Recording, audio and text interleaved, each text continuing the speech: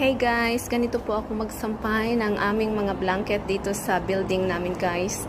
Nasa 20th floor kami dito sa Fotan area and ganyan lang yung aming sampayan. Hindi masyadong malaki, maliit lang talaga siya guys. So, good for minimalist and ayan guys, kung titingnan mo parang nakakatakot siya na baka tangayin ng hangin. So, ang ginawa ko dyan guys, inipit ko lang siya dyan, kinlip.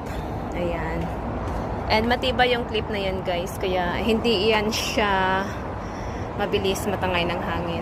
So ayan guys. This is the view here. Ayan. And today is Sunday, February 15. And it's my day off guys. Pero tinatamad akong lumabas. So I better to stay home and take more rest. Ayan guys. So, ayan na nga. Ganyan lang. Yan lang guys. Thank you.